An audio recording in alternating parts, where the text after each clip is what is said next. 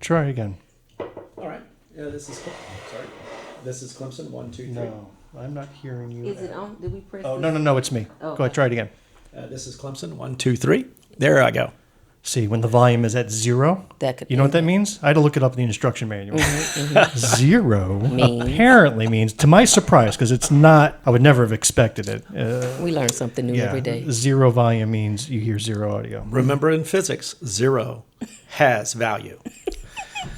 Listen here, bud, I don't need you talking physics to me. Let me check computer audio here and some sound effects. Okay, that sounds good. Let's just test our theme music briefly.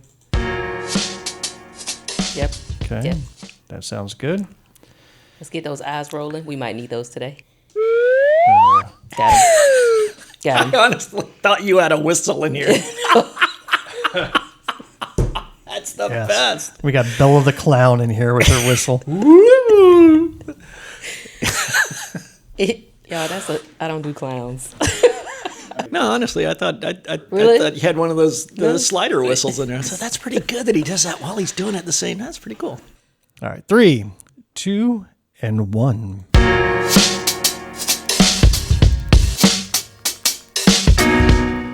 Welcome to episode 43 of Black, White, and Blue in the South, a podcast discussing Democratic politics with a Southern flair. I'm Bill Kimler. I'm Jumelle Brooks. And I'm Clemson Turregano. Wait. Who let this guy in here? It's a surprise. You did.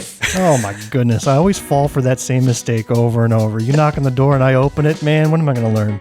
Yeah. Clemson, give us a one-sentence story of your life. Sure. I am running for the South Carolina House District 33 seat, and I'm a dad, a granddad, a service-disabled veteran, small businessman, and an educator. Ooh. Well, that's awesome. That's why we invited you here. We're glad to have you with us today. Honored to be here today. Now, before we get any deeper into your life story, we need to let our audience know that we're coming from Greenwood, South Carolina, a little red county in a very red state. If you like what you hear and think others ought to be listening as well, please leave a rating, write a little review, tell your friends about us, follow us on social media, or better yet, if you're a liberal, enroll in a killer meme school today so that we can have people on the left be able to troll online as effectively and powerfully as the conservative right. You see, that's according to this guy, Michael Knowles. Michael Knowles is a cutting-edge personality who has a really boring show on the Daily Wire. Have you heard of the Daily Wire? Yes. It's a conservative media group created by the lovely human Ben Shapiro. Anyhow, according to Michael Knowles, the right is better at memeing and trolling than the left. I think that's a bunch of crap. Well, let's take a listen to his point of view and see if you change your mind. We don't waste our time. The libs are on offense. One kind of silly example of them being on offense, they are trying to rename a federal prison after Donald Trump. This is their version of trolling, and they're not. The libs are not as they sometimes have a couple winners, but they're generally not as good at trolling and memes and counterculture as the right is, because the libs control the establishment, because the libs control all the institutions. So they're not as good anymore at subverting those things. They used to be. They subverted all of the institutions in the West, but they've lost their touch a little bit. Now it's people on the right who are a little better. But in any case, this is probably the best trolling they've done in a while. This was just after Republicans proposed renaming Dulles Airport after Trump. Democrats countered by proposing renaming the Miami Federal Correctional Institution, which is the nearest prison to Mar-a-Lago. They suggested they rename that the Trump Federal Correctional Institution. The reason we don't do it is because when we do it, we do it very, very well. Oh, of course. So they're not necessarily better. Listen, he makes a claim that the right is better at trolling than the left, and then gives a perfect counterexample to that. Yes. That's cracking Does me it? up. They're upset because it was such a good idea. Yes. And they didn't think of it. Yes. So I don't know, Jumelle, how about his other claim that the liberals own all the institutions in the United States? Which one do you own in particular? I was trying to go through my list to figure out which one I wanted to tell y'all about. Really? Well, you know what? I'll be honest with you. I think he has a point. You see, when the leader of your party is master troller Donald J. Trump, and he's at the top of the ticket, what chance do we have? In fact, I want to play a clip of Trump at the top of his trolling game at a recent rally. Okay. Here we go. You can do it, baby. I love you so much. And it's bad news. Bad things are happening. Mom, I'm sorry. Mom, I didn't do it. How can we possibly ever compete with that? What How in can we compete with that? the world was this? You would think that was an impersonator or some sort of Saturday Night Live skit. No, let's play that again. No, I think that's him. That's him. That's him at a rally in Houston, Texas. You can do it, baby. I love you so much. And it's bad news. Bad things are happening. Okay, that's a sound that's going to haunt my nightmares. Mom, I didn't You know how, normally if you record yourself, you listen and you go back and you watch and you say, hey, I want to see how well I did. Do you think he ever watches himself after these events? No. And if he does, he watches it with nothing but enthusiasm and praise because he probably thinks that he is the funniest human being in the world. This guy's a clown. That's what he wants. He's not interested in leadership or setting the tone for America or inspiring people. He wants to clown. He is a certified clown. Oh. There's no other word for it. There are, but we can't say them on this know, show. You're right. You're absolutely right. Well, let us know what you think after you've had a chance to disinfect your ear canals by dropping us a note at blackwhiteblueinthesouth@gmail.com. Send us your comments, questions, and topic ideas. You can find us on Facebook, YouTube, Instagram, Twitter, TikTok, Threads, and even Mastodon. We share video clips of our episodes and news articles that'll enrich what you hear today. So look at those award prize. Clemson, you're distracting me with all that writing over there. Like I'm talking and you're taking notes and I'm like, what is he writing about? What does he think about me? Did I make a mistake and he's correcting me? What are you doing over there with those notes? What? That's us. We always take notes and we always are aware of our surroundings. But I can't go 5 words and he's taking notes. He is. This is good stuff. This is not a presidential debate, sir. Can I have 1 minute here? No. You must work for CNN. Take a look at those. Take a look at our show notes, and we'll find Clemson scribblings all over that damn thing too. Oh my gosh.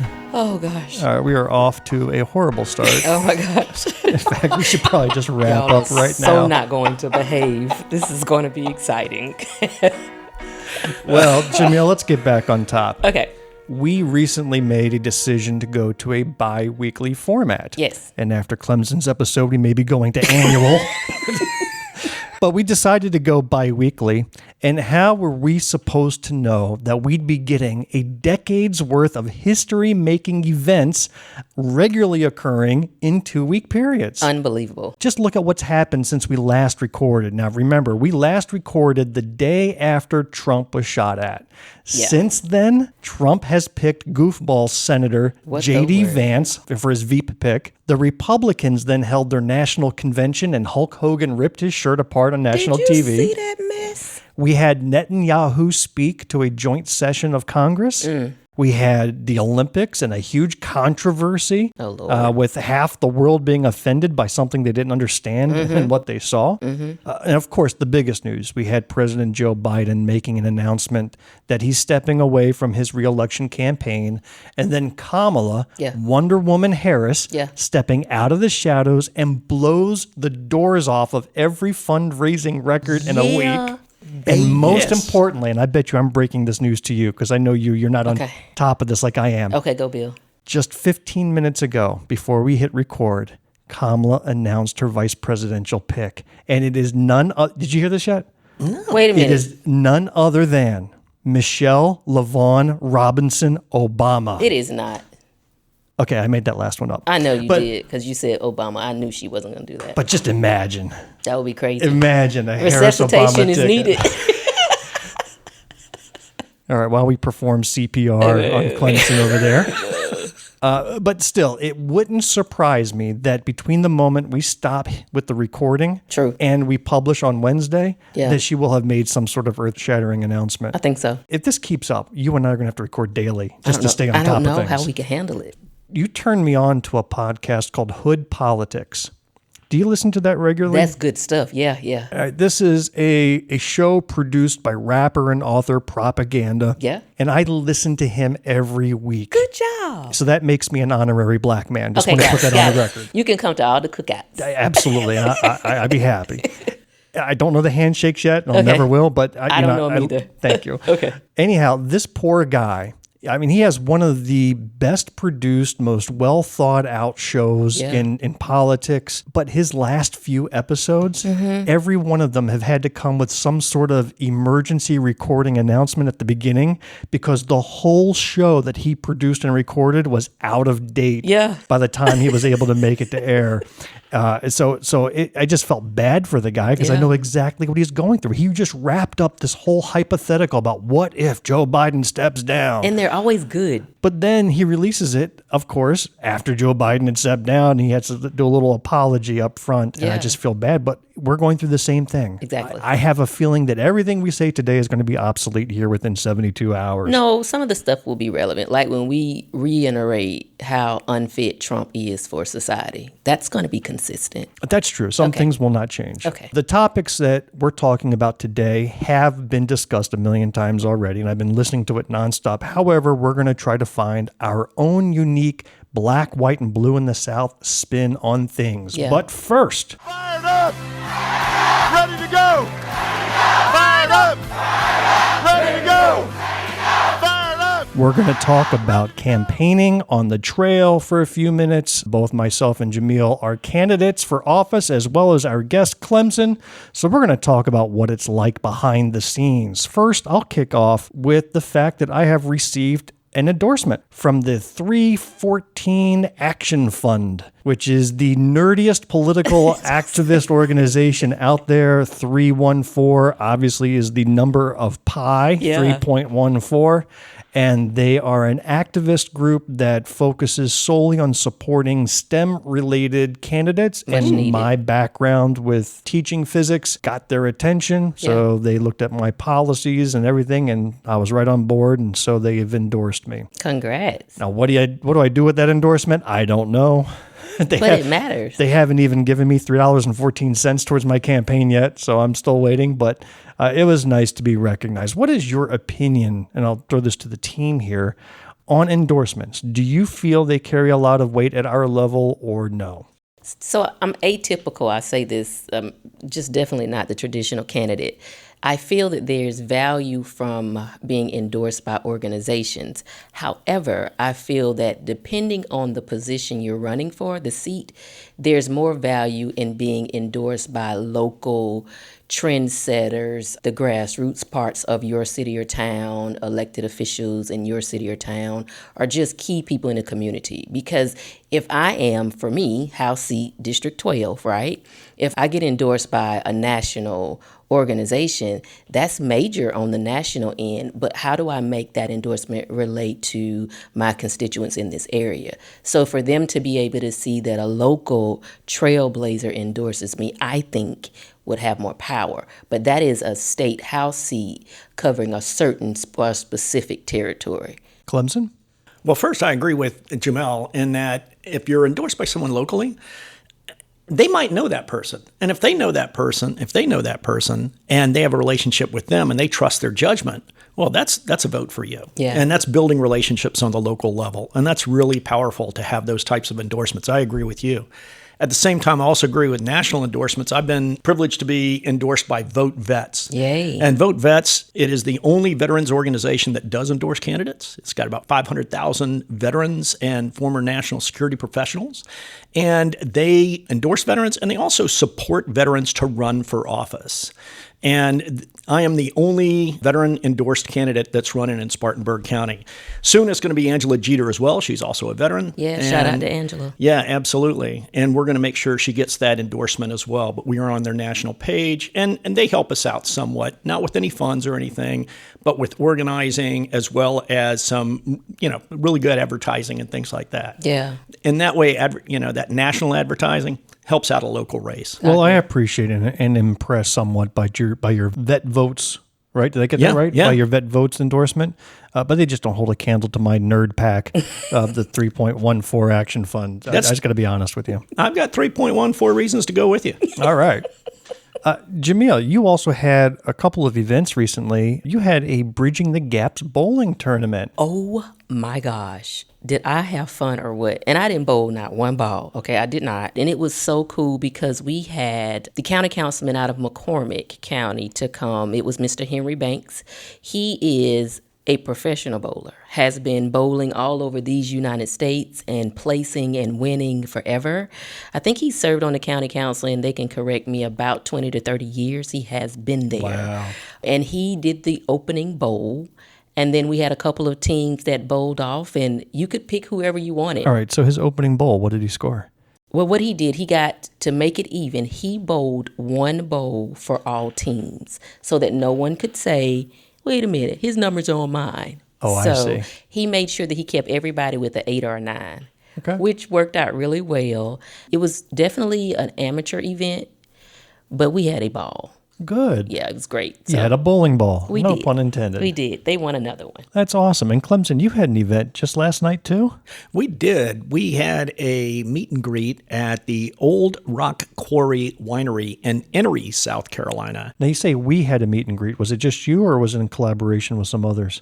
No, it was just my campaign. Okay. And we had put out in Enoree, which is in the furthest south part of my district, that we were doing this meet and greet at the winery. And we wanted to go there and support Candy and the family because they were about to shut down in 3 weeks. Oh, no, why? Because of the liquor liability laws. They can no longer pay their insurance. And this is such a delightful place. It's set in the woods. It's got really fun wines. We had a fantastic musician come in and play for us. Wow. It was a great afternoon. Had about 50, 60 people that were all there. And it was just a wonderful afternoon. And that's the price of not just bad legislation, but overlooked legislation. Yeah. Is 3 weeks, that's gone. Yeah. Wow, that is absolutely tragic. And we're going to have a full episode dedicated to that subject. We've talked about that a number of times. So Yeah. stay tuned for that. Holding meet and greets, do you get nervous about those? About, will people show up? Will enough show up? Do you, what's your thoughts on that? Yes. I get nervous about getting the word out and people showing up. I don't get nervous once they're there because that is such an energizer. Like, Yeah. I'm stealing your bowling idea. Okay, That's great. brilliant. Take it and run. Brilliant. But once you get in and you start having those conversations, and even people from the other side, I was talking to a lot of people from the other side yesterday. And as you're having this dialogue, both of you have the opportunity to learn more. Both of you have the opportunity to find out what you agree on. What did you do to get the word out? Like, you got 50 to 60, which is a fantastic turnout, by the way. What did you do to get that word? Well, it was everybody who was in the winery at the time. So we so- got everybody So there. I see. So we could hold an Applebee's meet and greet and just show up in the Absolutely. middle of dinner time and then That's it. say we had 50, 60 people at our meet and greet. And we're going to do it. All right, deal. I like that. And I like that. you have to In fact, go- Let's show up at a school. We can get thousands of people. My God. I don't want to show up there and then be in the back of the police car for causing a riot or something. Greenwood High School holds a football game. We just set up a table right there on the 50-yard line and say, You've learned about being in the South. Do not mess with people's football. "That's true. That's That's true. a no. You don't mess with that." But you can claim that if you go out and meet every person that's there as they're coming in. Yes. And that's what I did. Is I went out and I had some people that were with me, and we were all meeting and greeting these people, going, "Hey, just want to introduce myself. This is what we're doing." And some wanted to engage and have a dialogue. Some wanted to learn more. Some just wanted to enjoy the music and have a glass of wine. Didn't talk to anybody for long periods of time. Yeah. But it actually kicked up the energy in the place as we started walking around talking to folks. They started talking to each other. It was a really good vibe that was Cool. going on there. Good. That's nice. I like that. Well, we're going to move into story time now with Okay. Dr. Jamille Brooks. Doctor, could you regale us with a story? Yeah, we should have had some kind of little music. We will. Okay, okay, story time. So in April, when I had knee surgery, my mom took me to Chick-fil-A for lunch. So I'm looking a mess trying to get in the door, and I'm looking for a table while she orders. There's this man sitting there eating a cup of ice cream. And so he sees me, and I'm thinking, well, I can just kind of throw these crutches over here. And he says, no, come over here and sit down. I'll move. So he got up from his table, moved, and let me and my mom sit at his table. And so he continues to talk, and we have a little bit of political discussion, and it's more or less like, why can't we all just learn how to get along? You know, blacks and whites and men and women, we should be able to get along. And I'm like, yeah. So then he says, hey, can I tell you a joke? And I said, yeah. He said, now, I don't tell dirty jokes to women or children, so this is a safe joke. I said, go ahead. I can probably roll with whatever. Let me hear it. So he starts to tell this joke, and it's about, and I don't know how to tell his joke, but it is about how much water covers the total surface of the world. And then you want me to guess, so I guess a number. And then he says, so how much water is the human body made up with? So I guess. And then he finishes up his joke with this punchline. So how the hell, with all that water in this world, did you still come out to be that beautiful? And I went, I don't even care if your joke is funny, man. You winning with me. I was like, yeah, don't even know the connection. But that's the punchline for the joke. And I was like, I'm going to laugh anyway because I think that's awesome. Thank you for the compliment. So he leaves. That was April. Yesterday, at the soup kitchen. All right, let's back up. Why are you at the soup kitchen? Because we were going to do it as a community service activity for the Democratic Party, right? Fantastic. So I'm like, oh, yeah, I'm going. I'm ready. And I've done the soup kitchen with Deltas for Greenwood, right? But I thought, I'm going with this one, with the Democratic Party. So I go, and there's this man who comes in the store. Immediately, I remember him from April. And he comes in the kitchen and he says, hey, how y'all doing? What's on the menu? And I'm running down this menu like I might cook something. I didn't cook a thing. I'm just there to help plate it. So he was like, oh, okay. He's still his normal self from what I remember that day. So we finally get it open. Soup line is open. He says, hey, can I tell you a joke? And I'm laughing on the inside because I'm like, he doesn't remember me. So I said, yeah. He said, I don't tell dirty jokes to women and children. And I was like, cool, I can handle it. Let's see what you got. And he goes with the whole, how much water in the body, how much water in the earth. And I gave him numbers, and he said, well, how the hell did you end up being so beautiful? And I went, he said it again. Thank you. I like it. That's cool. So we get in the soup line, and I'm serving soup. And he reads my shirt. That's the one that says, go fight, win, Jumelle for SC. And he said, go fight, win. What? Jumelle SC. He said, who is that? And I looked at him and I said, that's me. He said, what? I said, yeah, I'm running for office. He said, oh my God, you're running for office. I was like, yeah. And he said, what area? And I was explaining to him that is part of my area. So I'm here. And he went, oh my God. And so everybody in there that's in that line and over by him turned like in shock to say, she running for office and she's serving in the line. And I'm thinking, well, that's what we do. Like all of us that are running is going to give back in some way, form, or fashion. But I called my mom and I was like, you're not going to believe this. The man with the water joke from Chick-fil-A showed up at the soup kitchen and gave me the same joke. And my mom said, why didn't you tell him who you were so that he could remember? And I was like, I didn't think about that. I got so caught up that he actually came with that same joke. It still felt good to me. And then he didn't know what I was doing when I was there. I thought that you were about to become next Mrs. Water Joke Man. You were just so enamored. No, I thought, oh my God, April to July. Wow. Same joke, same man, different circumstances. Wow. Cool dude. Well, that's story time. That's a very nice story. Thank you for regaling us with that. Yeah, anytime. We're going to shift our attention now to the guest of honor. And we welcome Clemson Turregano. Yay, Clemson. Thank you. Who is a House candidate for District 33. So we have to first start off with, draw us a picture of District 33, please. Yeah. Where are you?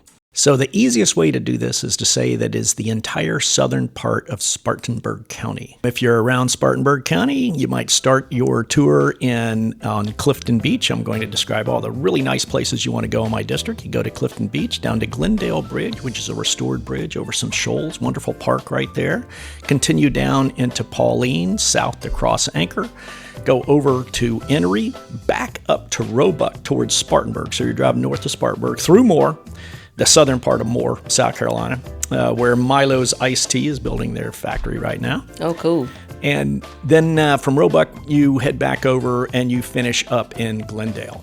So it's a fairly large district. We've got 4 school districts. In my mind, I'm already playing this music in the background as he's giving us a tour of his district. It's fabulous. Kind of like, the Price is Right as they're doing the showcase showdown and they're showing all the things. That's in the background as he's giving us this love. Think of like a real estate tour. This is a lovely town. And I left out, when you drive from Mentory up to Moore, you can go by Nesbitt Shoals. Wonderful place to put in your canoes. Great shoals down there. Wonderful family-friendly place that everyone can enjoy. Now, from his website, it leads off with he's a father, a grandfather, a veteran, a business owner, a PhD, a leadership coach, and he is the right choice to represent South Carolina House District 33. So let's break this down. Okay. Let's go through this one at a time, please. Absolutely. Vet your bona fides. Let's start with the fact that you're a father. Prove it. I am. And I've been married and first marry your trophy wife first. We've been married 39 years. Wow. She's absolutely wonderful. We have 2 wonderful boys who are in their early 30s, and one lives in Washington, D.C., works for the federal government. The other one works in Raleigh and is a program manager there after serving 8 years in the Air Force. And I have a grandson and a granddaughter. Oh, we just jumped right to the grandfather aspect as well. And I'm proving it to you because here's a picture of my granddaughter. Oh, yeah. Yeah, I see the facial resemblance there. Yes, absolutely. Put a little goatee on that at you. She's got a look. So after grandfather, you stated you are a veteran. Tell us about your background. So I served a total of a little over 24 years in the Army. Started out 3.5 years in the South Carolina National Guard in Charleston while I was going to school at the Citadel, and then received a commission. Wait a minute, you went to the Citadel. I did. Were you a classmate of Nancy Mace from Congressional District 1? No, I'm a class of 83, so I'm way ahead of Nancy Mace. After I graduated from the Citadel, received a commission in the Army. I had a unique career in the Army because I was a tank officer, so I was on operations. And when I wasn't on operations, I was teaching. So I was a professor at the U.S. Military Academy at West Point, and later, after attending the Army War College, I was a professor at the Navy War College in Newport, Rhode Island. I want to roll back to something I read about you from your website. Going back to your childhood, you said you were the son of an Air Force pilot and you lived around the world. Where have you lived? Oh, golly. I grew up in the Philippines. All my elementary school years were spent on Clark Air Base in the Philippines while my father was flying in Vietnam. Wow. Yeah. He was a tremendous hero. I try to emulate him every day and really instilled in me just strong foundations of character. And my mother as well. My mom, the role she played, because Dad was gone most of the time. Yeah. And the way that Mom held together 5 kids in my family overseas, Well, if he going was from gone 18 all the time, down to 6. How are there 5 kids? I'm Just pausing trying to do because the it's a math long here. story. So here's the interesting thing, and this is why my mom from South Carolina, who gave me the name Clemson, I was named after her father. Oh. She had been married before and had 2 children with her first husband, who was a Navy pilot and had been killed during the Korean War in a plane crash. And she met my father in Sumter at Shaw Air Force Base after he had had a crash on the first day he was out of the hospital after the crash. Wow. And they got married and had 3 children. And we had the Brady Bunch that all came together. And we're still together today, all 5 kids. I love it. I love it. Then let's move into the aspect of your life that you tag as being a business owner. And by the way, I have to say that I have always felt that the small business owner is some of the bravest people in the world. My God. Because you're kind of living and dying off of your own choices. You don't have a fallback necessarily. And there's no guarantee of success, even if you're the hardest working person in the world. So tell us about your small business and how you came into that. Sure. I'm the CEO and founder of Global Leadership Services, which is an executive education and coaching firm in Spartanburg. And we work internationally. All right, you say we. How big's we? So I just assumed it was you. Actually, it is. I'm the principal, and then it's almost like a construction business where you hire on subcontractors who are in your field, and sometimes they'll hire you as a subcontractor. Makes sense. So I've been as many as 20, around there, and then I've been as little as me. And that's basically what I wanted to do with this business. Is I had retired from the Army, went into the leadership development field, worked for a larger organization. COVID hit, and my plan had always been to move to Spartanburg and go out on my own and do my own consultancy. COVID turned a 3-year plan into a 3-month plan. Oh, wow. And Yeah. I had the opportunity to do it and have been working both internationally and locally since that time. Isn't that some That's- overlap with what you do? Yeah, I'm getting excited. But I've been following Clemson for a while, and everything about that background is just super cool to me. So, Oh, you're very kind. so that is really cool. Jumelle has her own business on the side too I know. that she's ready to launch into the let's talk. stratosphere. I know, right? Absolutely. Is there a merger happening? It could be. I just got really excited right now. Like, Clemson, tell her a joke about water, quick. No. Seal the deal. No, Let's do it right now. it's not happening. It's not. That's the only guy that can tell that joke. With all that water in the Yeah. world, how could somebody coach as good as you do? Oh, see, there you go. It's not working. Done. It didn't work, huh? It did. But that was perfect. That was excellent. So then let's go to the PhD side of things because you have so many degrees and Yeah. certificates. I'm going to go take a bathroom break while you read them all. So you go ahead and start. Tell us about your education background. Sure. I'm a graduate of the Citadel, and I went into Army operations. After 8 years in operations, I was selected to be an assistant professor at the Military Academy at West Point.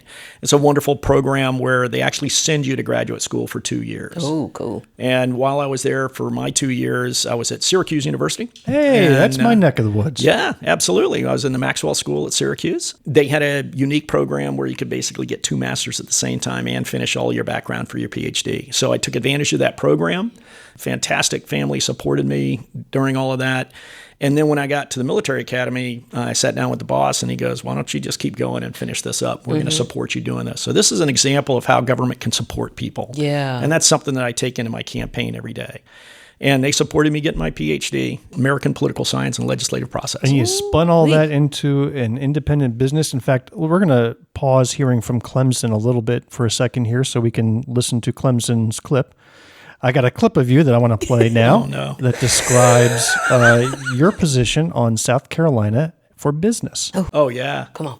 Don't you want more people walking through this door in South Carolina? As a small business owner, I know I do. I want a strong environment for business, and that means talent, workforce, and infrastructure. For talent, we need to pass laws in the state that make the state the place that people want to be. As a workforce, they need to have affordable, accessible, and available child care so that they can go to work not worried about the little ones. And we need infrastructure, which means roads and bridges, but also cell phone service and broadband internet. That's what I'll fight for when I go to Columbia, and that's why a vote for Clemson T for 33, that's a vote for a strong South Carolina. Doesn't that just make you want to go out and cut a commercial Did. right I now? was like, oh my God.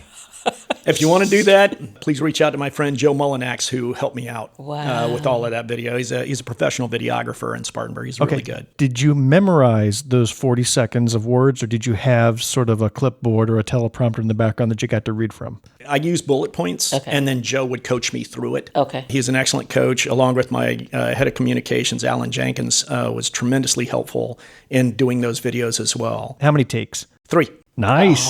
Nicely done. Nicely done. And those were all good, positive messages. that's And how just- could you say no to that? That's just natural and that's genuine. Yeah. Like there's no fluff there. That's just you. It is, Yeah. and I mean that sincerely, is Yeah. that, I talk about free, smart, strong South Carolina, and that's that strong piece. And it's when you have a strong workforce, you're going to be strong for business. Yep. You don't take care of your workforce, there's drama. And right now, we're not taking care of our workforce in terms of child care and Medicare. And that's something we need to focus on. Yes. I want to also talk about your passion for education. So as this PhD and somebody who's been teaching for a while and has instructed and coached those who want to be educators, is that correct? I've done that, yes. And the education side of my life came basically from my grandfather, who I was named after. He was superintendent of schools for 50 years in Andrews, South Carolina. And before he passed, I had the opportunity to spend a lot of time with him and learn about the value of public school education. My first job when I got out of the military, when I retired from the military, is I went to Oak Ridge Military Academy, where I was the dean. And I learned a lot about working with students, working with parents, and working with teachers. All right, so And there's 3 of us at this table. If you've been a teacher at some point in your life, raise your hand. How about that? How is Best what is table ever. Yes. Everybody's hands up. What is it about educators that they're drawn to leadership roles and wanting to make the world a better place? That's something about that type of individual. That's that extended form of service. And that's service leadership at its absolute base. I mean, does anybody go into teaching because they want to get rich? Oh, no. And have power? Oh, no. I mean, that's the last place you go, right? That ain't it. You won't get it that way. So this is all about service, and I'm hearing service exude from Clemson right now. So that's just Clemson, wonderful. I want you to explain the difference between the educational moonshot and what do you call it, the half-hearted slingshot? Oh, God. Yeah, absolutely. Oh, interesting. She's a stalker, by the way. When she says she followed you, she's been deep into your personal business, so she No, knows it's things not. most people don't. Deep. No worries. Yeah, the moonshot is what we need to think about in terms of education for South Carolina. One of the biggest challenges in South Carolina, quite candidly, is a lack of vision and a lack of vision for the future. And I think that we have the foundation for a moonshot for education in South Carolina if we identify the priorities for education and we trust our teachers, we trust our parents, and we trust our administrators. Yeah.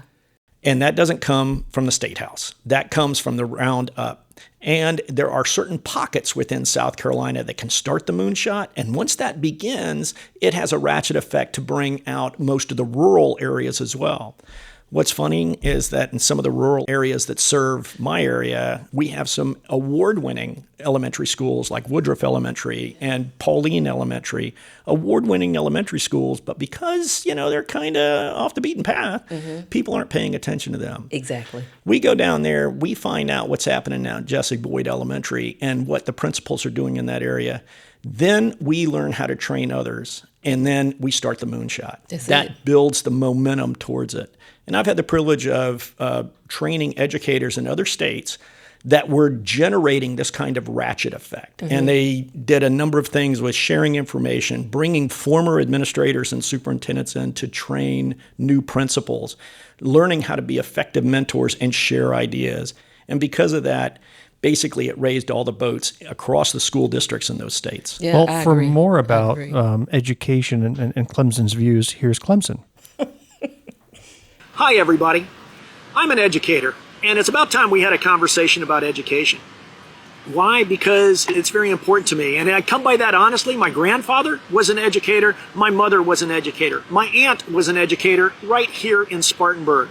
And all of them talked to me about the importance of creating the right environment for students, and most importantly, the professionalism of teachers and the professionalism of school leaders.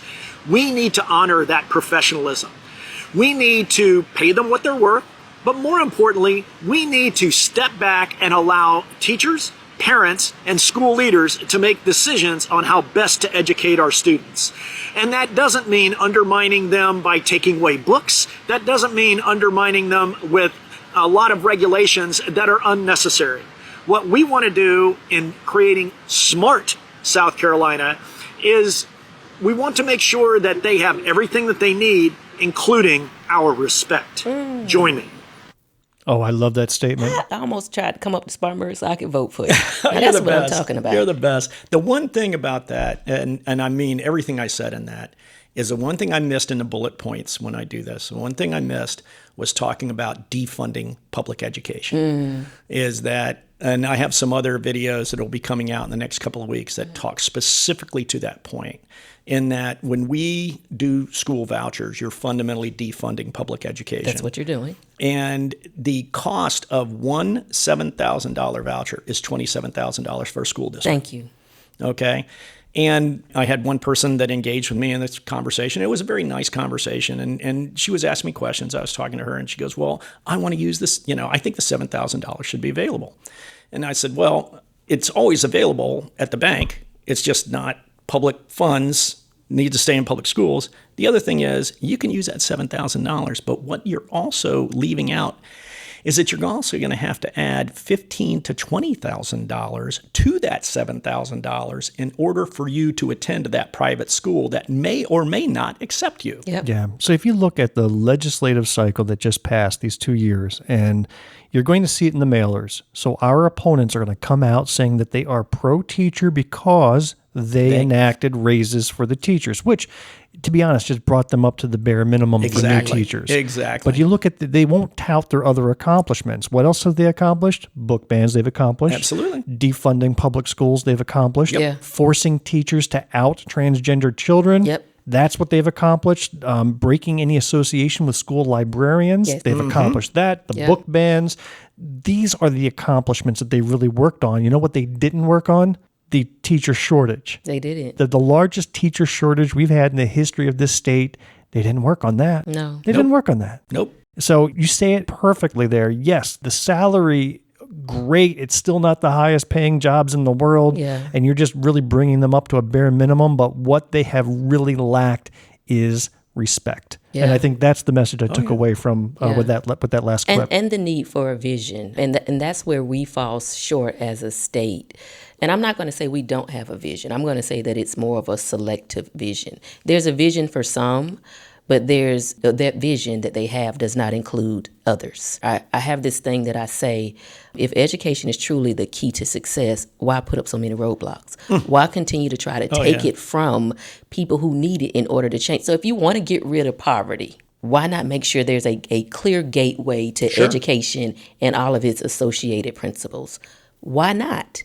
That's a clear indicator that we really don't want to get rid of poverty. What we want to do is make sure there's a distinction between those who have and can and those who want to but can't. Right. Oh, well Clemson, said. I'm going to pivot for a second. I want to go back to your decision to run for office. You and I and Jumelle met, was it 2 years ago? Was it too? No, Has it been was that it was long? last November. Yeah. It was when we went to the Spartanburg Sprat Issues Yeah. Conference. That's Oh, where yeah, we met. absolutely. That's me. Yep. And we ran into you there. You had not announced your candidacy yet. You were toying with the idea. So what was the trigger in your mind that says, damn it, I'm going to sign on the dotted line and throw my hat into the ring? What was that for you? Did you have a moment? Or was it just something that gradually built up over time and it was just the time? It's interesting because I think it's the latter. It was building up over time. First of all, as a military officer, and even when you're doing leadership education, you have this privilege of serving other people, of bringing the wealth of others and benefiting everyone. I missed that type of service. I missed being able to make government work for people. And a lot of people don't realize that happens a lot as a senior Army leader, as you have the privilege of basically using the Army to help other folks. And I really like that part of my job. And I really miss doing that. The second thing is, as I became more knowledgeable about issues inside of South Carolina, I've always been tuned in on political issues. But as I learned more about what was going on in South Carolina, I realized that we have a legislature that is fundamentally undermining the future of the state. Intentionally. Intentionally, because you can't say anything else. Yeah. And they're doing it in a way of not passing critical laws, just like Bill was saying. We're just not going to pay attention to this book ban issue. We're just not going to pay attention to the trans issue. We're just not going to pay attention. We're not going to pay attention to hate symbols that are flying next to our highways as you come into South Carolina. Yeah. And that undermines the future of the state. It's a state where I want to live. It's a state that, with a name like Clemson, I have a very strong affinity for. And I think the state is so much more than what the legislature is creating. Well, Yeah. let's talk about your opponent. His name is Gamecock. And No, I love the that Gamecocks. what? Am I wrong? No.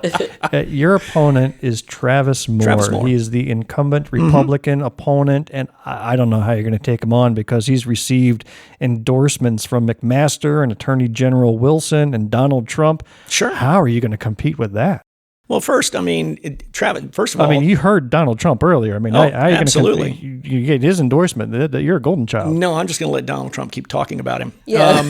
Eventually, that will come out on its own. The interesting thing about Travis is how much alike we are. Is we're both Citadel graduates. We're both Army officers. I was an infantry soldier. He was an infantry officer now. I became an armor soldier. And we're both dads. He's got 6 kids. Well, my goal is that he spends more time with his children. And quite honestly, we do agree on one thing that I appreciate, and that is that he is very much for the hate crimes bill, and he did vote for it. And that's one area of agreement that we have. Well, in fact, I will say, just for the record, the House did pass the hate crimes bill, and you can only do that if you have a good number of Republicans joining it. It was the Senate where everything got clogged up. Yeah. And it's still there. And where Travis and I disagree is on just about every policy decision that he makes. He's not a bad guy, but I do not agree with his politics. And I don't agree with the fact that the district is not represented. The more I go around the district, particularly the southern part of the district, which is very rural, and I show up at Old Rock Quarry Winery and they go, he's never been down here. I go over to the New Hope Baptist Church in Cross Anchor. Well, are you Travis? I'm like, no. And I give him the speech. He and I are a lot alike, but I'm not him. This is what I agree with. And that makes a big difference. He doesn't get around the district. He's, you can see him up in Roebuck. You can see him in the lawyer circles. But I feel that that's a district that has been misrepresented, underrepresented, and not represented in the time that I've been there, and that's over 6 years. As you tour your district, what are your top 3 issues that, you're only given a certain number of minutes at the door talking to somebody? What are your top 3 points you want to get out? Free, smart, and strong. Free for women's medical choices. Smart for schools, which means no defunding schools. I talk about a competitive wage for teachers. Yeah, they've got a minimum wage for teachers. Good for them. We want to do a moonshot. We need a competitive wage. With the number of manufacturing that's going into Spartanburg right now, I know that the 4 school districts that are in my district are being pressured because they have STEM teachers that can make twice as much if they go out and they start working CAD on an assembly line. Yeah. And so we got to be competitive to keep teachers in the classroom. So we got free, we got smart. And then strong for business. Strong for businesses, like my commercial says, childcare, Medicare. And there are parts of my district where you can't get cell phone service, that don't have broadband internet. They lost their broadband internet because of the COVID laws that basically sunsetted. So they're losing broadband internet. That's ridiculous. There's no reason for that. Yeah. Okay. And if we want to develop folks, we need to have broadband. And of course, we have 4 bridges that are on the severely damaged list that need to be fixed. I know that 2 are going to come up on the new list that came out. But even with the penny tax that's one Spartanburg passed to upgrade the roads, which is great. I'm a real supporter of that. They're upgrading south of Pauline. Again, that southern part of the district is not represented well. Yeah. Are you sure running for office is right for you? Because, I can hear you're an introvert wallflower over there, and it's really hard to get you to open up and be energetic. It's easy. Sure It's easy with you, Bill. That's what she said.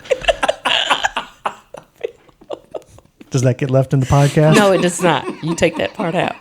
You'll have to find out on Wednesday.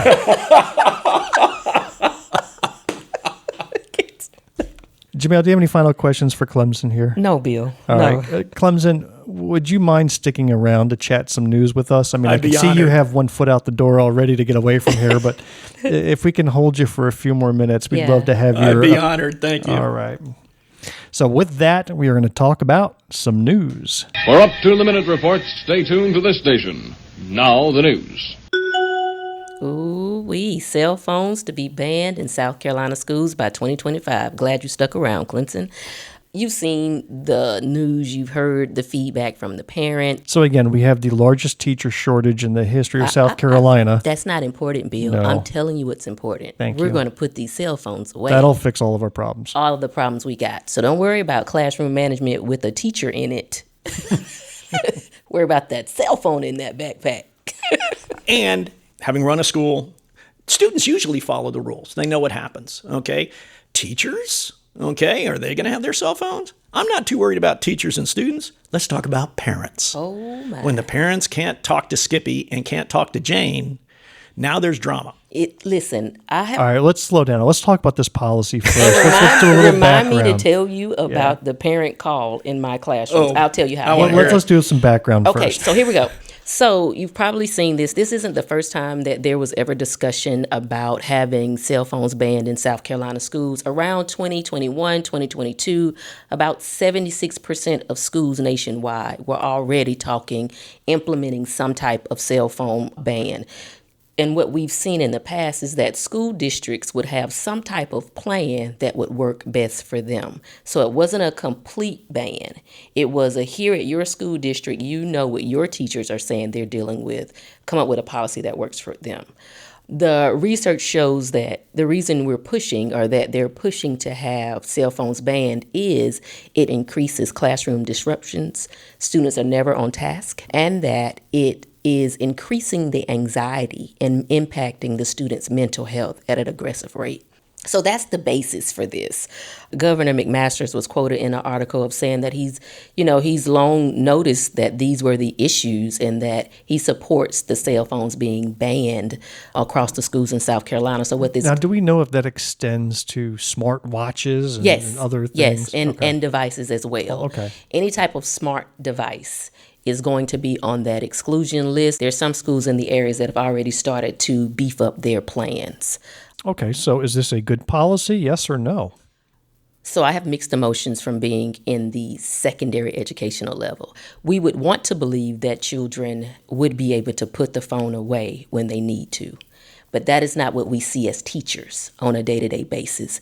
We spend a lot of the times in the classroom. If we get a 90-minute class, you probably have told each one of the 30 kids that are in that class to put that cell phone up about 5 to 10 times. Now, what we did was, I don't know if you remember, this surge came on, we restructured education, where we incorporated the use of cell phones with downloading different apps to help students study. So the same thing that we thought was going to help us, because we did not monitor how much we gave it to them, is starting to hurt us. So when you're looking at it, what we've seen, we spend most of our time in the classroom saying, okay, Jumelle, put the phone away, put the phone away. Put the phone away. You get tired of that. Now, one complaint I heard is that, at least in our district, they give out Chromebooks that goes to every student. Correct. Is that not as much of a distraction in class as the phones? The district, the IT part, which you would love, can block that baby down. You can lock it down till they never can escape into the real world. So they don't have access to social media apps. They can't have somebody who just recorded the fight in bathroom on D-Hall and post it out and share it to everyone. You actually cannot send a message to someone to say, I'm going to the restroom at 12:15, meet me there, and schedule a meetup. All right, so those are the things that you can control. So Clemson, what could possibly be an objection to this policy then? There's another player in this process, and that's parents. Parents want immediate access to their children. They do.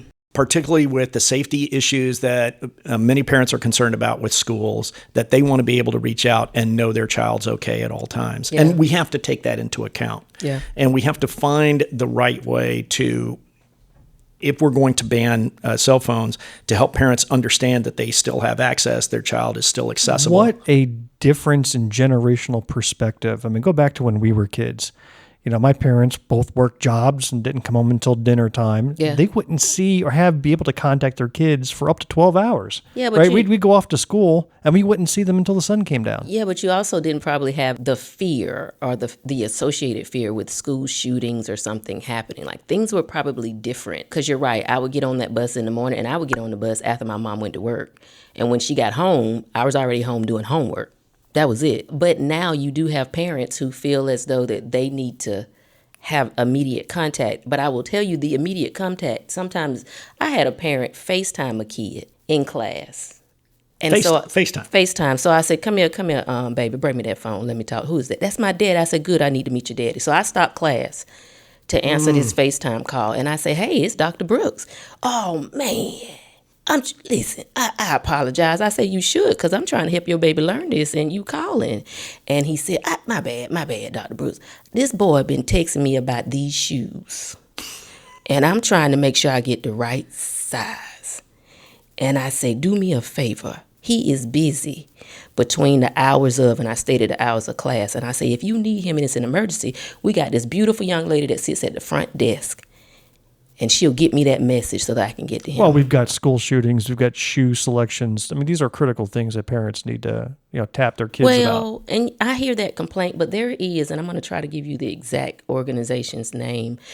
The National School Safety and Security Services said that the biggest issues parents felt like if they had cell phones, they could help their child if the child was in distress.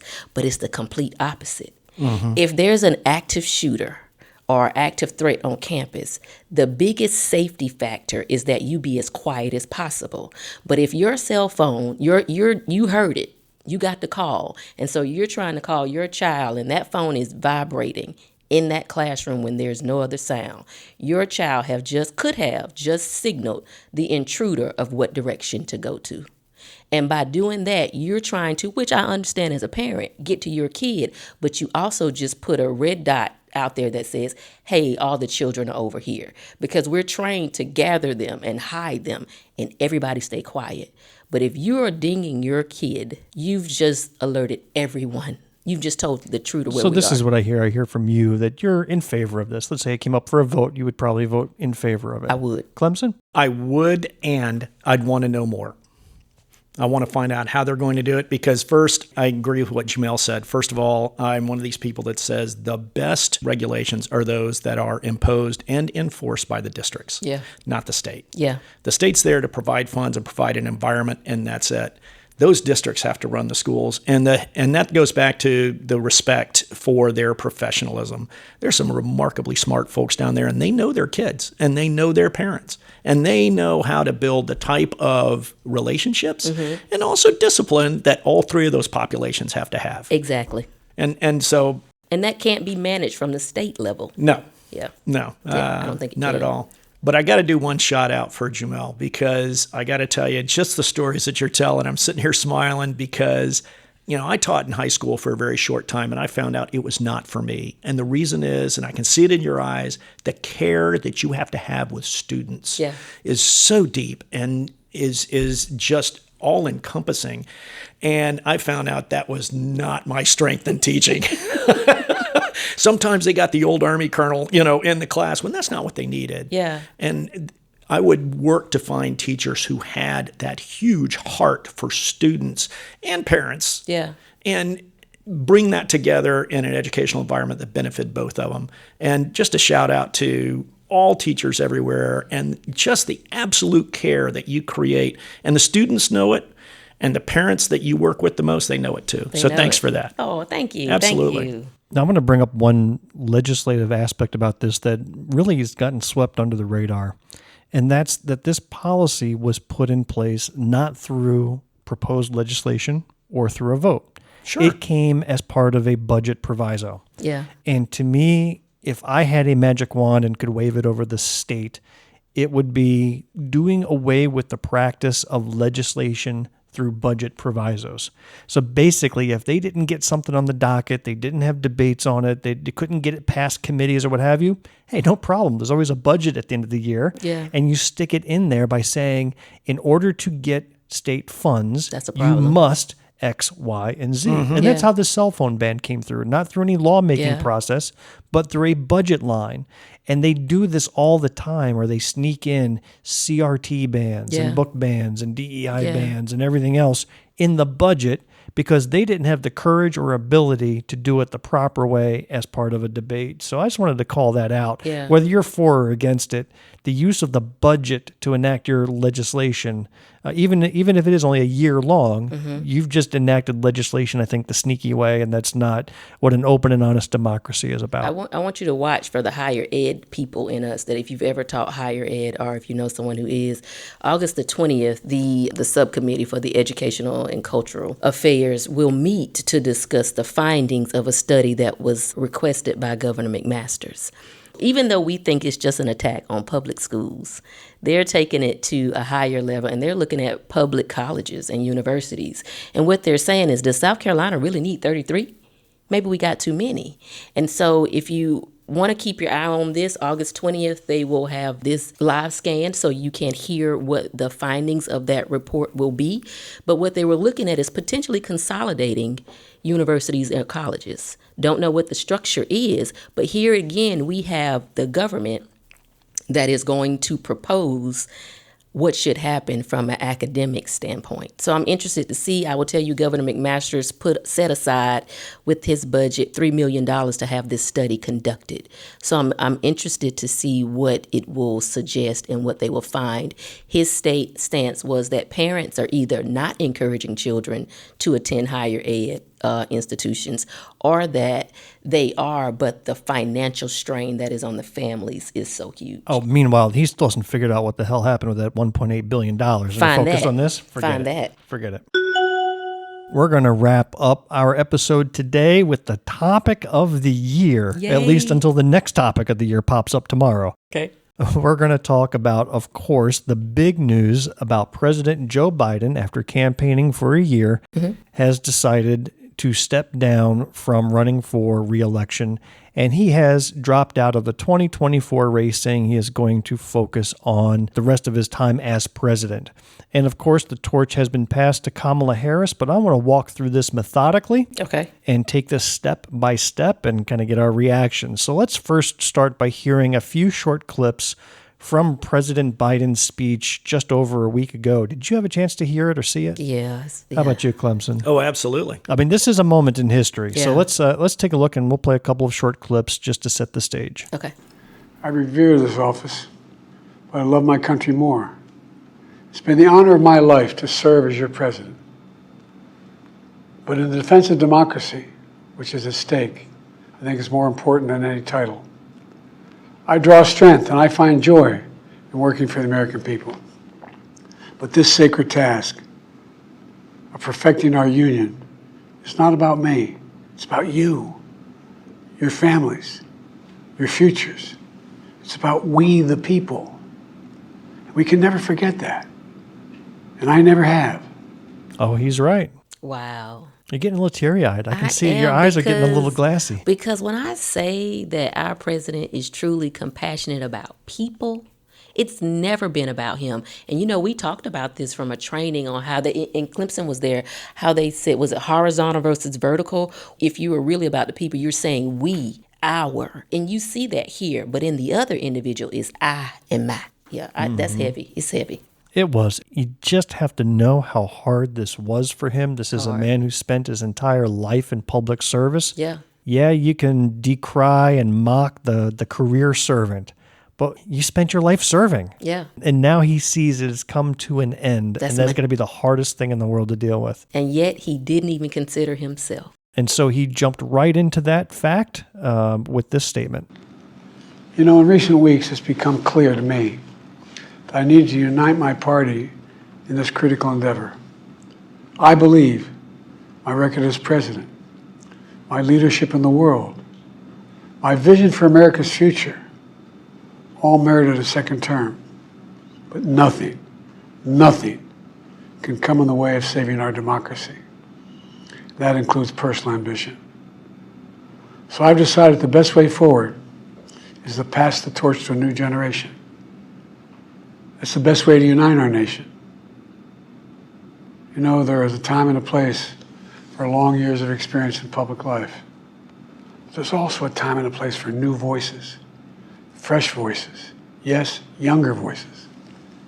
And that time and place is now. Boy, there is a man who takes this position seriously. I mean, you know, bringing dignity to the role of President of the United States. You hear those words of seriousness. Man, you can feel that desk. Wow. You can feel it. Wow. Well, as somebody who's gone out and carried arms in support of the nation, that idea of nothing will get in the way of preserving democracy, it's a brilliant statement. Right. So whoever helped him craft that speech, I mean, some of these words I've heard him say before. So this wasn't entirely written by somebody that's outside of his worldview, but you feel it. I mean, this was the gravity of this statement was there. Here's a third and final clip of his where, you know, he probably makes the most profound statement of all. Mom, I'm sorry. Oh, wait a minute. Wrong clip. Sorry, wrong clip.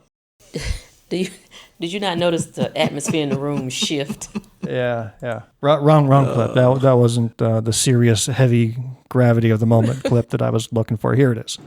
My fellow Americans, it's been the privilege of my life to serve this nation for over 50 years. Nowhere else on earth could a kid with a stutter, from modest beginnings in Scranton, Pennsylvania, and Claymont, Delaware, one day sit behind the resolute desk in the Oval Office as President of the United States. But here I am. That's what's so special about America. We're a nation of promise and possibilities, of dreamers and doers, of ordinary Americans doing extraordinary things. I've given my heart and my soul to our nation, like so many others. I've been blessed a million times in return with the love and support of the American people. I hope you have some idea how grateful I am to all of you. The great thing about America is here, kings and dictators do not rule. The people do. Look at Jumille's arms went right up in the air. Come on, President Biden. That's right. I don't understand how folks don't get it. What do you think, Clemson? One of the things that I respect about President Biden, and I'm trying to put into my campaign, is his optimism and positivity. When he gives a speech, yes, he has to, basically he has to play against an opposition, but he'll always turn it to something positive. And that's just a remarkable skill that I try to emulate as much as I can, is that idea of promise and possibility, where ordinary people can do extraordinary things. And we can do that in this state. Yep. We can if we adopt the same type of optimism and positivism that he has, and Vice President Kamala Harris has. Yeah. You can see it in her. And quite candidly, I think that has scared the living daylights out of the other side. Well, let's not get to Vice President and eventual nominee Harris just yet. I want to take us back to the moment that this news broke.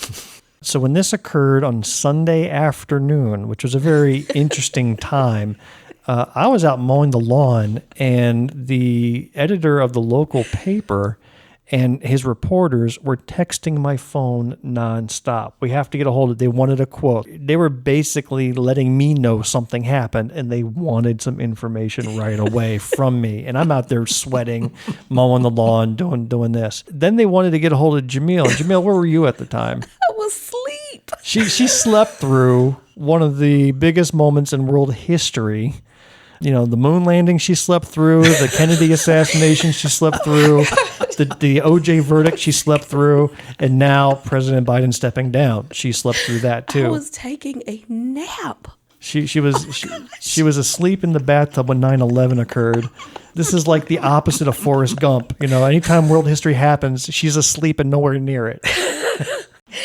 Oh my God. So I hear from Jumelle like 6 o'clock that night, 7 o'clock that night, and she's like, "Hey, what happened?"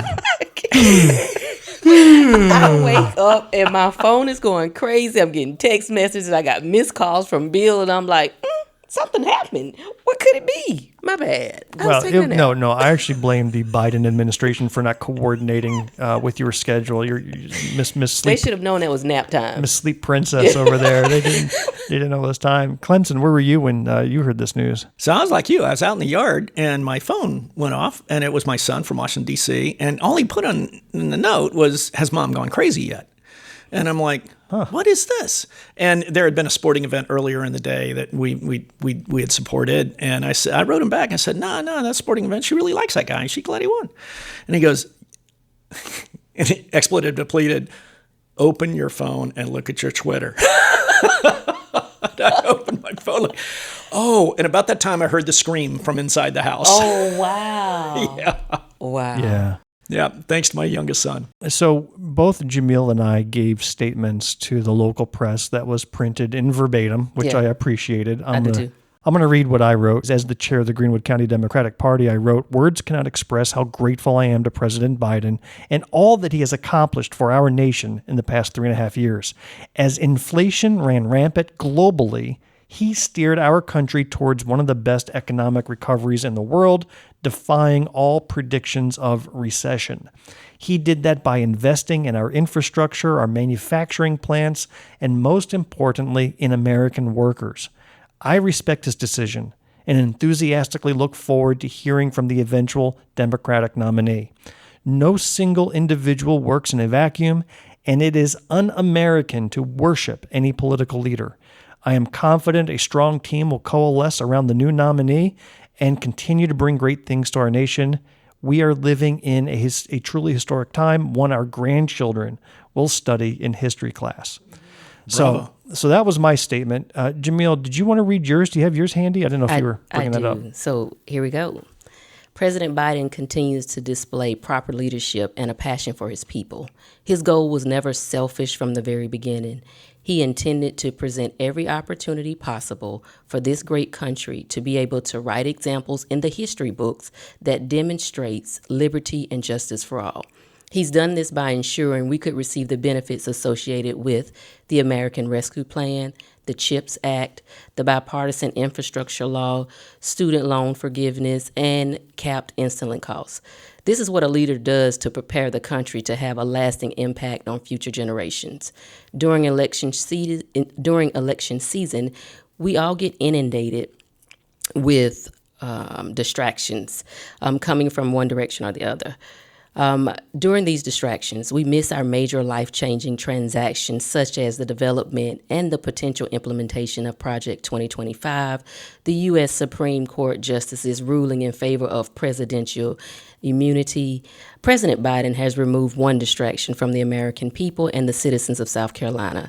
Now it's time for us to focus on the agenda at hand, ensuring that Project 2025 and any associated ideologies never come to the light of day. We have a plan. Show up and vote. Leadership starts local. Thank you, President Biden, for the leadership and your sacrifices. They did not go unnoticed. That's a theme you've often used about distractions. Yeah. So I'm glad you incorporated that into your statement. Yeah. I'm going to read two more statements. One was from South Carolina GOP Chairman Drew McKissick.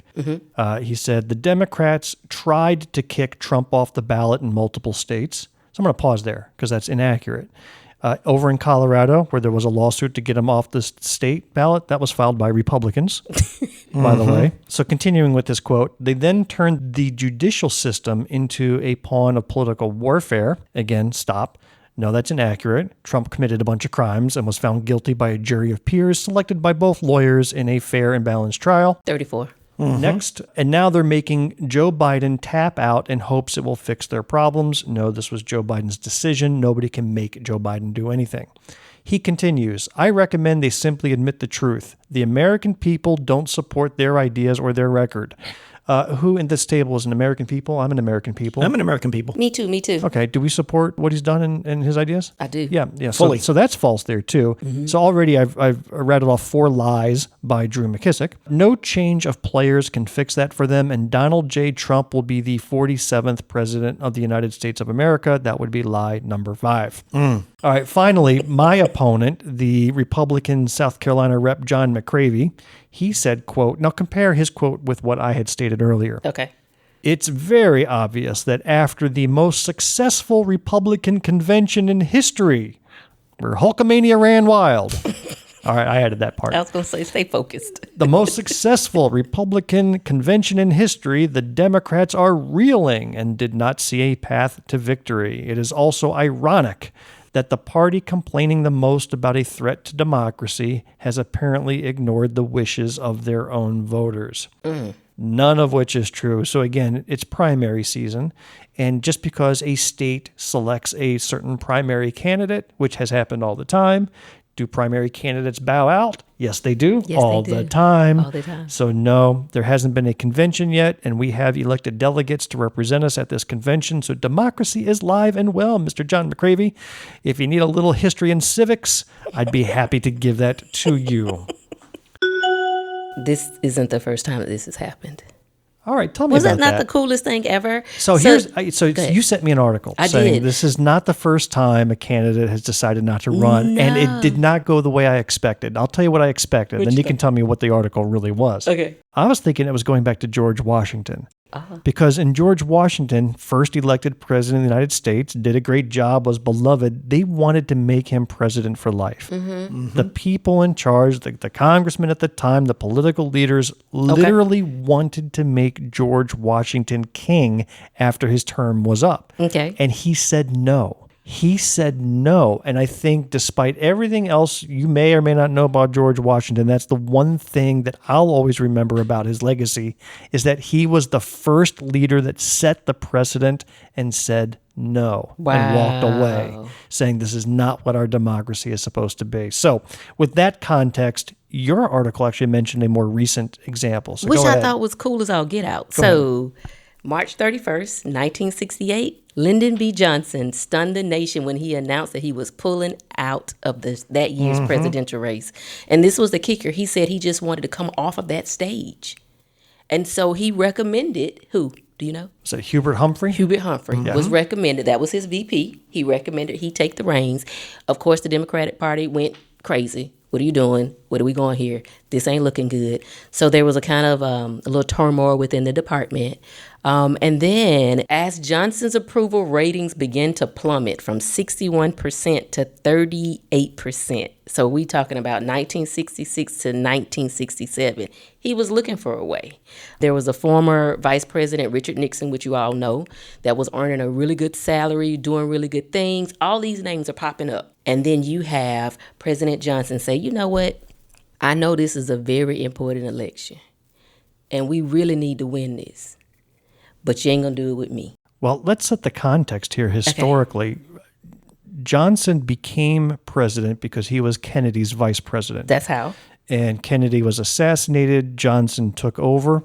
And one of the things he will always be known for is passing the Civil Rights Act to carry on JFK's legacy. Yes. That alone made him very unpopular in the United States. Even though we look back at it now and say this is one of the key moments in history, it was extraordinarily unpopular. It switched all the Southern Democrats and made them into the Republican Party that we know and love today. Yes. Because of that Civil Rights Act. I'm glad you mentioned that. That wasn't the only thing. The Vietnam War was also raging under his leadership at the time. And then even his biggest fans were starting to turn on him. The anti-war protests and his popularity plummeted. Really, it wasn't about party unification. I just think he really got literally sick of that. Yeah. He said, I want off the stage. I want off. And you got to think about it, because he didn't express interest in ever wanting it. This was I'm out, let's give it to him because he can carry on. He shares my vision. Let's give it to him. And so it was never what you wanted. Clemson, you were a youngin' back in those days, but do you recall that moment in history at all? I was 8. Yeah.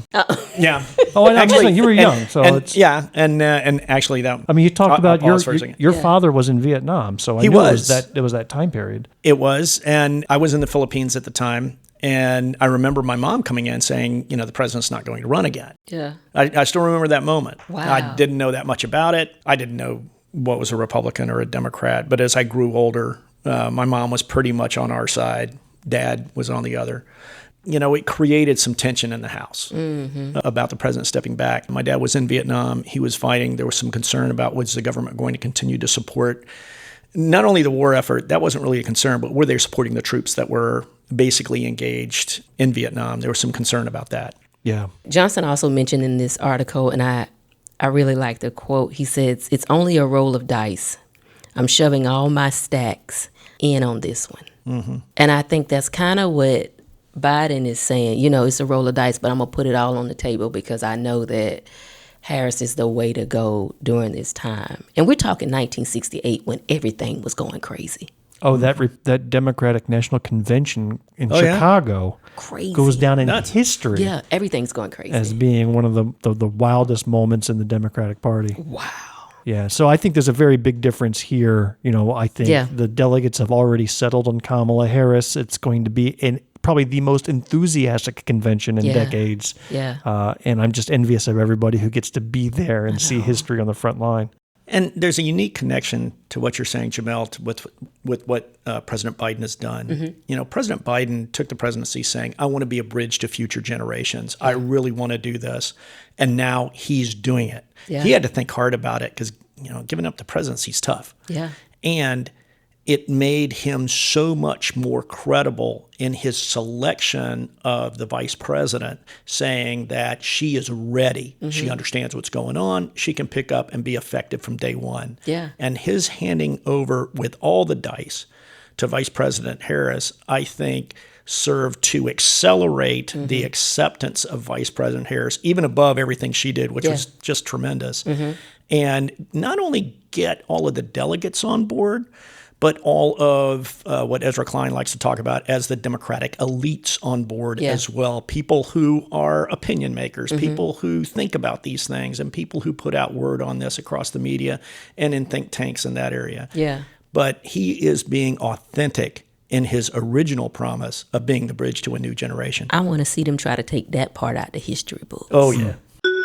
So now let's move the attention to where the attention should be. Okay. Ms. Vice President Kamala Harris. Yes. has been the one that has rallied this party like no other. Jumelle, what have you seen from your point of view? Oh my gosh. When I tell you, when she came through, she came all the way through. Did you expect it to happen like this? No. No. I don't think anybody did. It was very surprising. I mean, we break in Zoom. I don't know if y'all are following all the town halls and the meetings. Oh, everybody's having a Zoom. You had black women Zooming for Kamala, White black women. men, white women. White Now women. You've got the gentlemen's, you got LGBTQ Zooming, you got cats now Zooming for Kamala. All for Kamala. Everybody's out and having a Zoom. And this goes to show you that we've always been there, and we're still there, and we're going to support this through to the end. I mean, they came out of everywhere.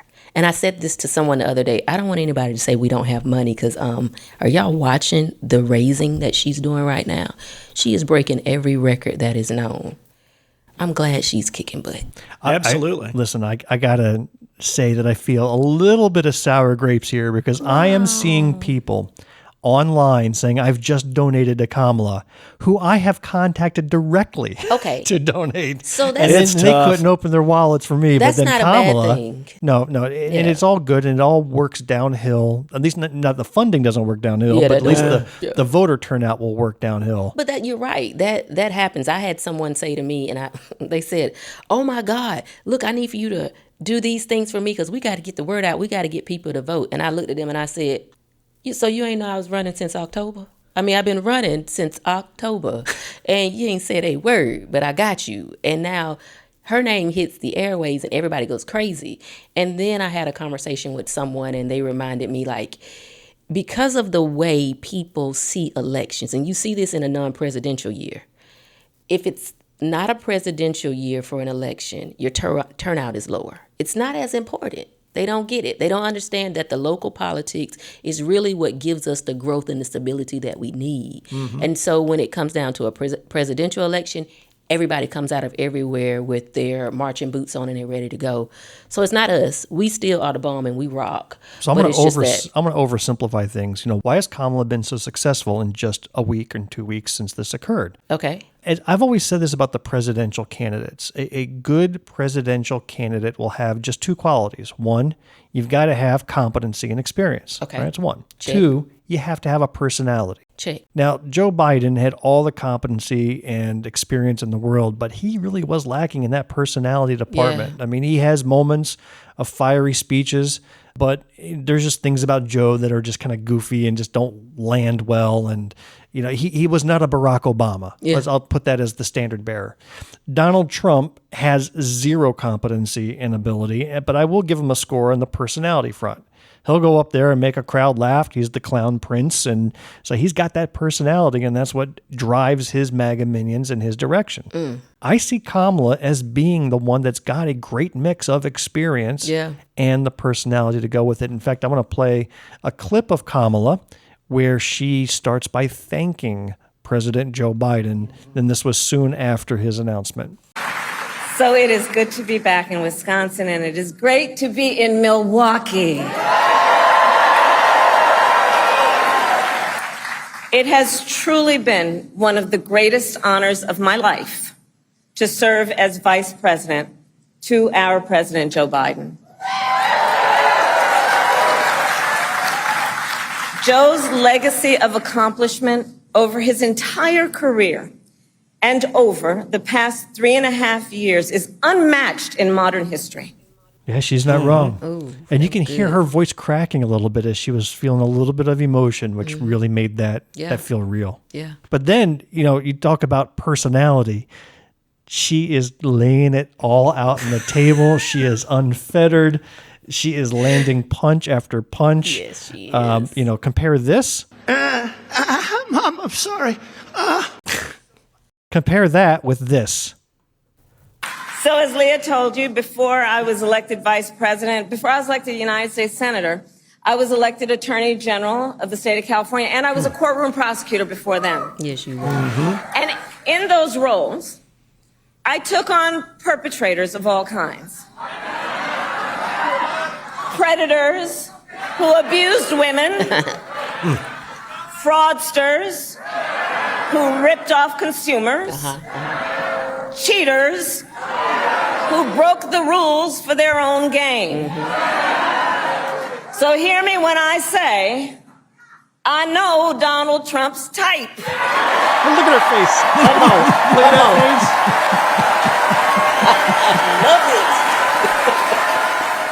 I do See, not want to make that lady angry. Ever. face. See, I love Joe, but Joe cannot deliver that. No, he can't deliver that. He could say the same words. He cannot deliver it like Yeah. that. And that's what has got the nation all riled up, Yeah. fired up and ready to go. Yeah. Well, here's something that we need to talk about because I need some explaining. Okay. I need some explaining because I am feeling my generational age right now. Uh-oh. And there are things happening out there in the internet world, and I felt like I was plugged in, but I don't know what the flip they're talking about on some things. What is this coconut thing that I keep seeing? And every time somebody writes Kamala, they throw a stinking coconut emoji out there in a tree. You know what that is? No, Bill, tell us. What is that? Want me to tell you? Well, I You're, thought you're the youngin' in the room. Not really. You're a kid. Not really. Oh and my then gosh. you're the TikTok guru. You're on the Zoom call with Kamala. You didn't wish- ask her? Oh my God, I wish I was.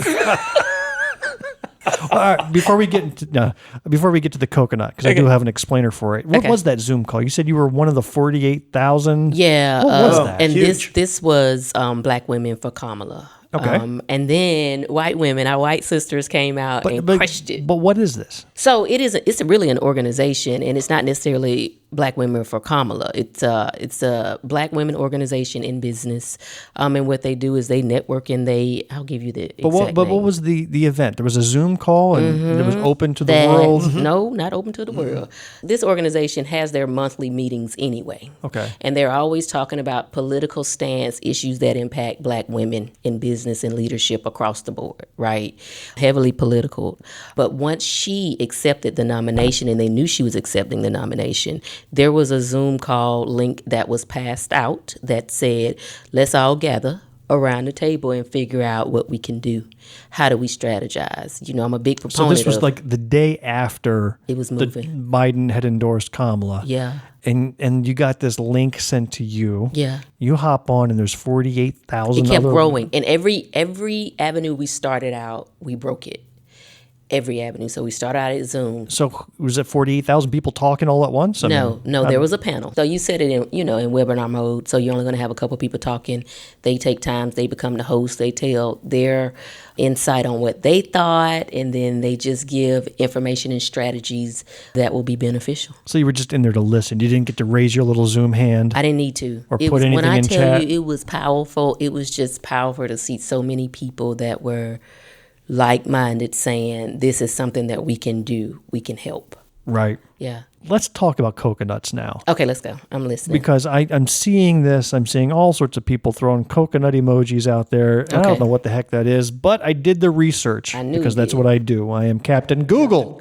Yes, you are. And I did it, and I learned the following, that her comment came from a quote she gave during remarks at a swearing-in ceremony for Hispanic educational advancement leaders a year ago, maybe a little more. And here is her quote where this started. My mother she would give us a hard time sometimes, and she would say to us, I don't know what's wrong with you young people. You think you just fell out of a coconut tree? You exist in the context of all in which you live and what came before you. That makes sense. She's right.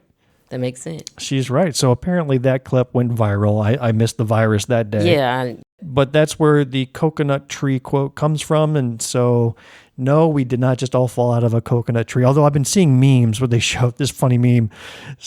I thought you were going to show one. No, I don't have it. I didn't have it. But then there's another meme that's been going around that I don't get, and that's Kamala is Brat. Oh. What is that about? Do you know anything? Can you explain that to me? You've got to be plugged Clemson, into do you that. want to take it? You want to talk Oh, no, Brat? go ahead. Go ahead. Brat? You live with this every day. How do I say? I don't know how to best explain it. Jumelle is definitely not Brat. Well, I don't know. well, All right. If we need help, I have an explainer. well. Let me see what your explanation is, and then I'm gonna tell you how you supposed to say it. Let me try it that way, Okay. because and then I have to try to be. We family friendly on our show, Right, right. and sometimes I have to reach deeper. If you haven't heard, we're having a Brat summer. I'm everywhere, I'm I'm so Julia.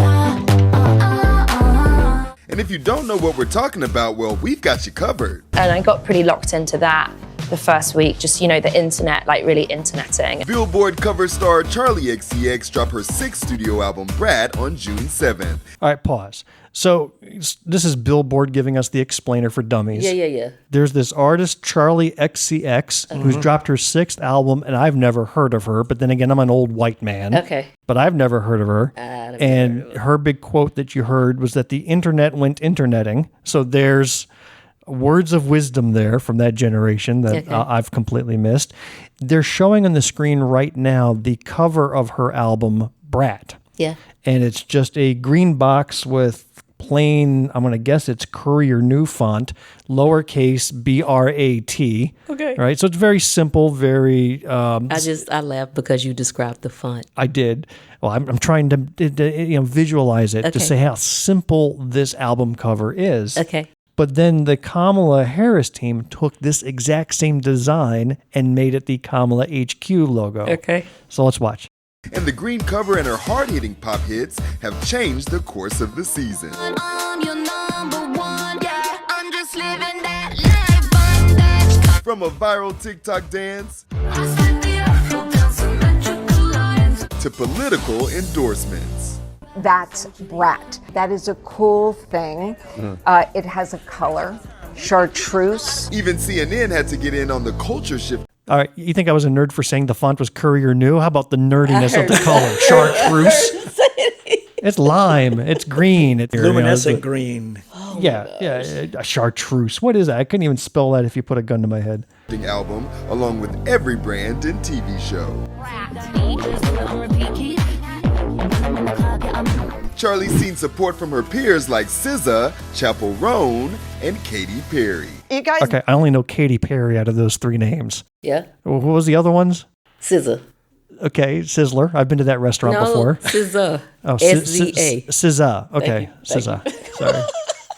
Sizzler. Yeah, it's Steakhouse. It's a good place. I've been there. No. All right, Katy Perry, I know. She's more my generation. This is a Brat couch. Charlie XCX. This is Brat Summer. And you're a big Charlie XCX fan. Of course. And there's no sign of Brat Summer slowing down.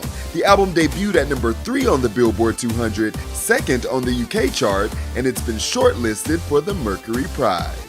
And while Pitchfork may claim Brat Summer is dead, Charlie says otherwise, posting a pic of her in the studio and hinting at more Brat next week. And that music, I got to be honest with you, that's mediocre at best. Bill, you got to tell us what Brat is. I'm so waiting on your explanation. Billboard just told you what it was. What'd they say? Everything. Sizzler and all that other stuff. That's what it is. You got a better explainer? Yeah, but I don't want to give mine without your interpretation. It's essential. Just Google it. See what it stands for. I did, and that's what came up. You're going to have to give it to me. You're going to have to say it. You Googled Brat? Yeah, and then the Billboard came up. That's what the explainer. I said, what is Brat? And that's what I got. You mean to tell me that Bill... Look, I mean, I got Fox News. Want me to give you Fox News' explanation? I don't want nothing from Fox, child. What does Brat mean? Brat Summer Movement encourages being bold, taking risks, and embracing the uncomfortable. The core focus of Brat is edgy, imperfect, and confident, as opposed to polished and blah, blah, blah, blah, blah. Okay, is that it? Yeah. So the real life is we just ain't going to keep taking all this crap. We just going to have to come out here and handle business that needs to be handled. Brat. I feel enlightened. You should be. I feel enlightened. When you saw her and they said she was Brat, she is dynamic, and that's Brat. Well, all I know is that after this podcast episode, I am going to go search for cemetery plots because this is the moment I feel really, really old. So I'm gonna go pick out my eternal resting spot. When you heard Brat, you go lay down in my Brat pit. Did you think it meant like the real meaning, like a bad kid? No, of course I knew that. Okay. But when you just take a word and invent a new meaning for it, yeah, we'll do that. It's like, okay, we'll do that. Go right ahead, knock yourself out. So let's wrap up with the standard thing that every talk show, podcast, radio show out there has done, and that is predict who Kamala Harris will be picking for her I'm vice ready. president. So I'm I ready. threw one out there, Michelle Obama, and none of you believed it. No. Still recovering. But just imagine. That would Don't be you awesome. think that would be like game over at that point? Yeah, but I'm going to tell you, America's not ready for 2 black women. One black woman has already got people in the chokehold. So if you add a second black woman, I mean, they're going to go on strike. They're going to tear up everything that's in here. So we don't want to do that. Okay, so let's do the round the room. Make your claim and then make your backing argument as to why you think this will be the person. You want to go first? I'm going Roy Cooper. Going with Roy Cooper, Roy governor Cooper, of North North Carolina. Carolina. Did you and I not see Roy Cooper speak live? Or maybe you didn't. I didn't see him speak live. A couple of years back at the Blue Palmetto Dinner in Columbia, we had the opportunity as the Greenwood County Democratic Party to watch Roy Cooper speak, and he was great. Yeah. He was great. North Carolina had just passed their Medicare expansion, and he was talking about all the benefits they were deriving from that and the difficulties of governing and the accomplishments that you can still do. And he was a very polished, engaging speaker, and I thought he was fantastic. So my why for him as my suggestion or selection is just that. He's definitely a people's person. He listens to his state. He has transitioned North Carolina. The state is a great template of what South Carolina could be under the right direction and leadership. So you think if you were to add that with a Harris, the amount of growth that these United States would experience would surpass everything that we've ever thought. That's an interesting pick. Clemson, who do you think? So my dream pick is Pete Buttigieg because he's the smartest guy in the federal government. And he's a brilliant guy. He's a vet. He can handle any question, anytime. He's a dad, just a terrific person and a true servant leader. My realistic pick is probably Shapiro from Pennsylvania. Josh Shapiro. Absolutely. Yeah. Love to see Mark Kelly, okay, but that pulls a senator out of Arizona. Don't know if strategically that's strong, but Shapiro, yeah, he's got a lot going for him. I was just reading about Josh Shapiro earlier today, and he's more controversial than you might think. Although he is a beloved governor in what's the Pennsylvania, controversy? he is also pro-school vouchers. Yeah. And Harris has already been reached out to by several education organizations saying, we encourage you, please do not pick Josh. I mean, they don't come out and blast Josh, but but his pro-school vouchers position rubbed them the wrong way. Although, to his credit, the state legislature did try to pass a school voucher bill that he eventually vetoed because he wanted to see increased funding for public education to go along with it. Okay. And that's what's different with South Carolina. I was going to say Right. that's the plus. If here in South Carolina, we're taking money from. Correct. And not replacing it. Correct. Right. So he has a more balanced, nuanced Yes. view of it, but still, if you're in the public education defense realm, I can see where that could rub you the wrong way. Okay. I love the answer of Pete Buttigieg because you are right. There is no better spokesperson right now than him. Smart. He makes me feel dumb, Yeah, and smart. I love it. And he's not smarmy about it. No, he's he's not arrogant about It's it. a He just natural flow. explains Yeah. things in a way where you just look up and go, yeah, what he said. Yeah. Yeah. But I am going to go with my pick of being Mark Kelly. I like the senator from Arizona because, one, he's a freaking astronaut. Yeah. I mean, dude's been in space. Yeah.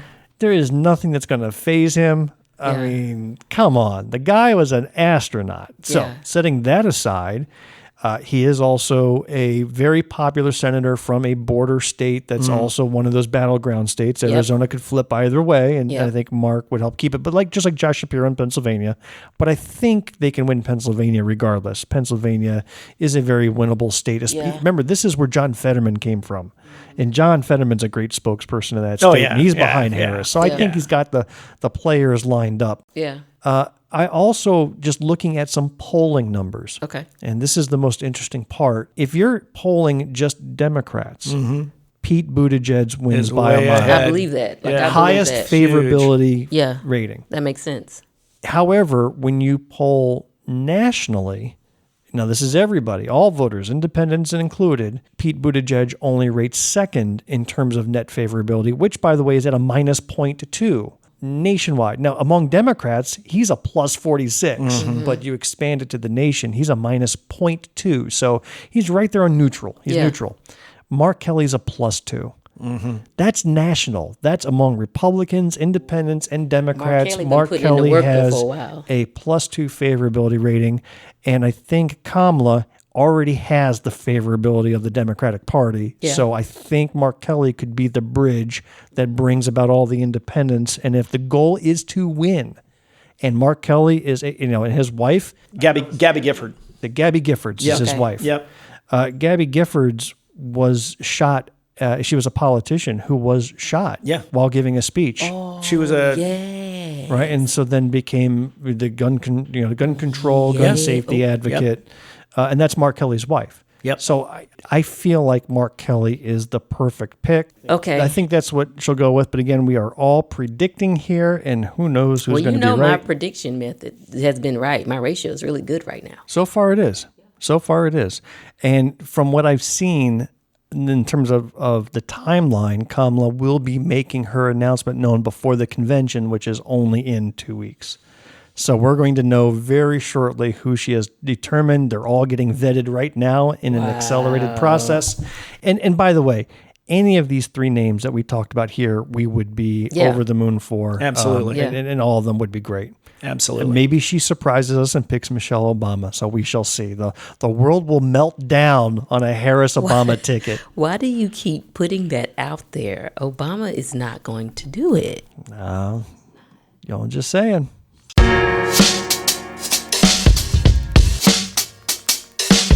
And that's a wrap for this episode of Black, White, and Blue in the South. We thank Clemson Turregano for joining us today. It's been an absolute privilege. Thank you very much. And just for posterity, where can they learn more about you and your campaign? Sure, just go to www.clemsontsc.com. And I'm also on Facebook at Clemson T for 33. Of course, we will have links to that in our show notes. We hope you enjoyed what you heard today. Please take a quick minute and leave us a rating and a review of our show. It's been forever since we've gotten any feedback. So if you do... No, you got feedback the other day. Somebody shared the post and said, I really like you guys got to check him out. I really like his podcast. You didn't see that? Oh, I didn't see an official podcast review. So that's what I'm aiming for. You want an official I want a review. Okay, y'all give him a review. Please. If you do, it'll make us Brat. I was just going to say, shout out to Bill for understanding Brat. Hell yeah. Hell yeah. See? Just took 20 years off my life. And I mean that in a good way. I'm 20 years younger now. If you are a blue dot in a red sea, keep the faith. Keep up the hard work. Change only happens over many years of work and dedication. Yeah. As a wildly popular certain ex-president once said... Mom, I'm sorry. Almost. Mom, I didn't do it. You had to cut that. I think. That was brilliant. Oh my I think gosh. I said "oh" in the thing. So you just gotta know when to walk away. You guys. Oh my gosh. I want to tell you.